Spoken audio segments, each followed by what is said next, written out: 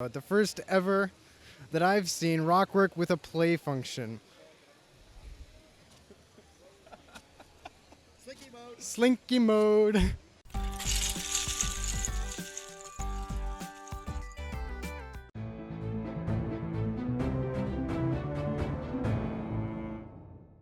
Hey guys, Doug Hughes here, here to talk to you about our science fiction collaboration. We're calling it Dispute on LV 4273.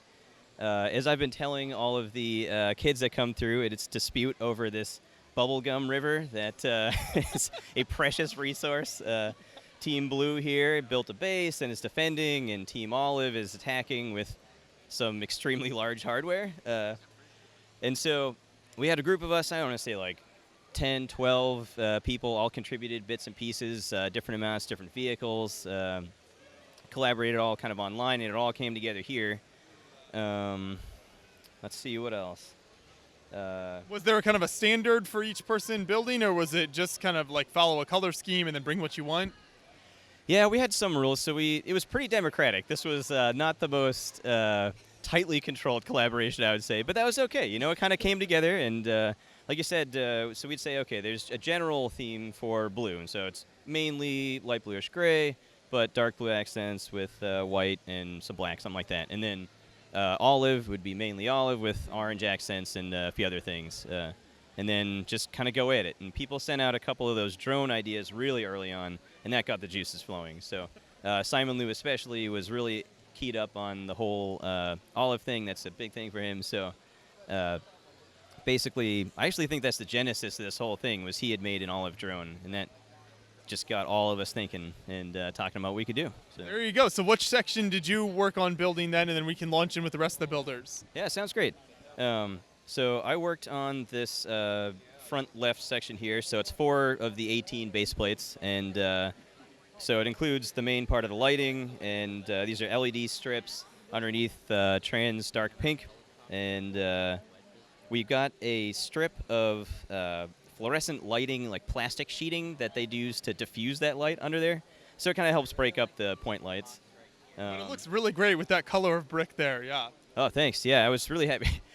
For a little while, I wanted to do just like plain yellow, and I could do all sorts of cool stuff with like pouring and all that stuff with a solid color, but this way we get the glowing, and I think it's a really neat effect. So what else? So I worked on the ballista rover here, I guess, missile truck, and also the radar vehicle behind there as well. So that was mainly my my aspect of this, and we'll pass you along to a whole bunch of other people. I guess we did want to mention that we got a little notice from the master builders from the TV show. So Mark Crickshank, he gave us his brick. I guess they're putting those around the show at their favorite builds. So super honored that he likes our stuff. Yeah, Mark's a fantastic builder, so that's really cool that he dropped that off for you guys here. Yeah, absolutely. So yeah, we're all super proud and happy that it came together. We had a lot of work to do when we got to the con as usual. So it's neat that it came together. So there you go. We'll grab the next builder then. Hi, I'm Caleb Sawatsky. I built the helicopter here that's spinning rotors and moves up and down and stuff. All fits in one battery pack. And we've got 2 motors, one moving it up and down and one spinning the blades. I based it off of a G.I. Joe Cobra helicopter loosely, and had a lot of fun getting all the curves and stuff. So there's a lot going on with this build, because you've got the rotors moving as well as it moving up and down. Yeah, no. I definitely love to make my stuff move and perform functions. It was a challenge getting the motion all smooth, though. I had to eventually fit a neck bracket into a small gap to make everything smooth, but it's pretty complicated in there, so I try not to open it up and change things if it's working fine. How has it been running at the show for you? So far, it's been going pretty great. 1 battery change, but yeah, no major breakdowns. So I'm really happy about that. Yeah, well, it's a great part of the layout. It really gives a nice like 3D pop to it with the movement there. So great job. Yeah, no, thank you. Hi, I'm Andrew Inman, and so I did a lot of stuff. Let's see, I'm kind of a mercenary on both sides of the team. So I built these helicopters right here. There's one up on the base too, getting prepared to launch, and then some of the miniature tanks along the ground.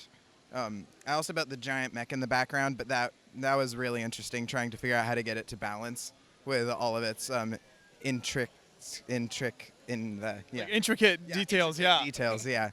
No, that is difficult. So maybe explain your process a little bit there. So maybe if other people are wanting to build something similar, maybe they can get some tips from what you learned. Yeah, so one of the things that I figured out was like trying to like surround the ball joint so that they could only move in certain directions helped a lot, because that was able to like secure the movement a bit more and make it sturdier. And yeah, that was really useful. But then just weight distribution, and I have some like cables in the back that are like holding up the middle section so that it can so that it won't fall over.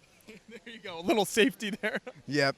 And my brother and I also built the giant olive ship over there. So that thing is massive, yeah. Yeah, it is. So we basically just built a giant Technic frame and then slowly started adding stuff. We ordered a bunch of olive parts to put on it. But a lot of the finer details were completed this week. So yeah, it was quite a rush, but it was really fun to get it here. Basically, what we got here is there's like just I added like a storage room, a couple laboratories, and then there's a tech room in the very back corner over there. There's also a mess hall and then a conference room in the front. And then the bridge up in there. I really tried to like add these like circular details to a lot of the furniture to try to give it like the same like consistent feel throughout.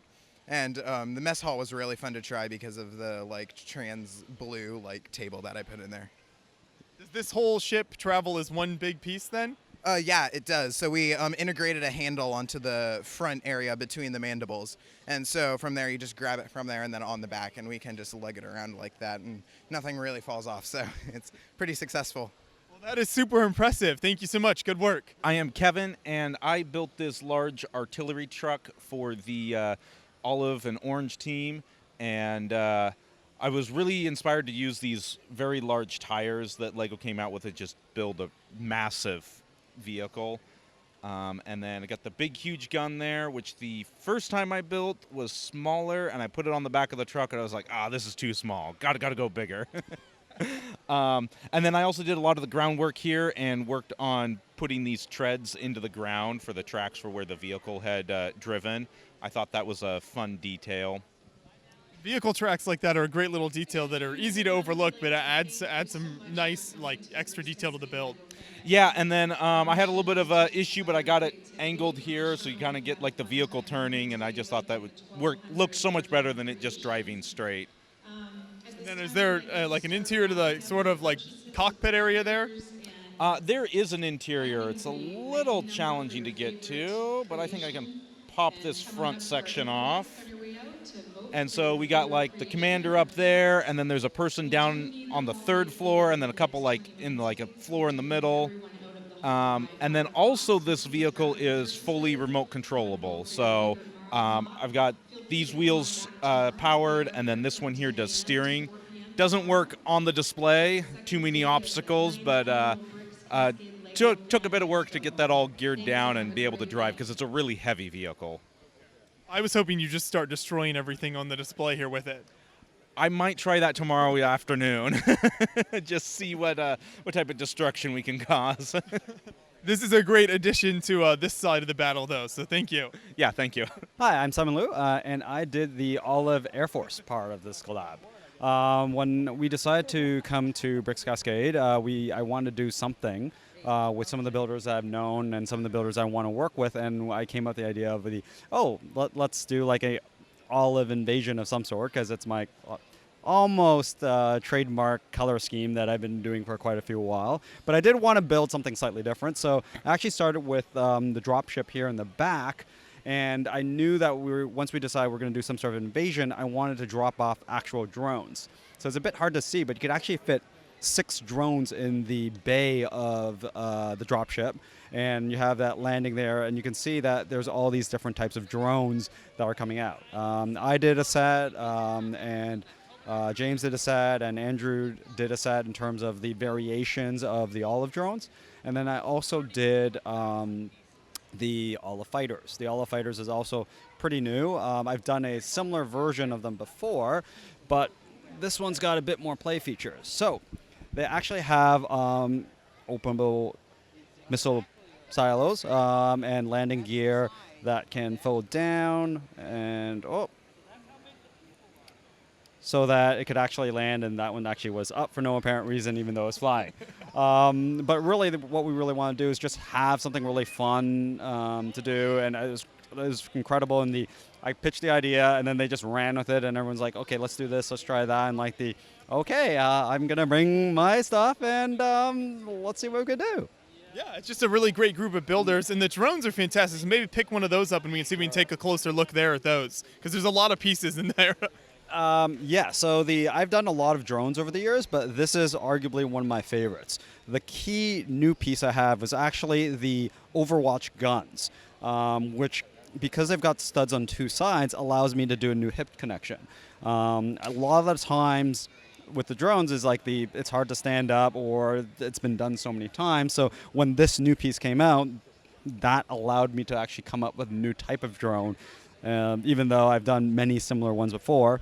Usually it's always has to start with the droid body, because there's just so many good connection points. You have 1, 2, 3, 4, 5 basically connection points, and then from here, this is how I was able to get all this like crumbled in together.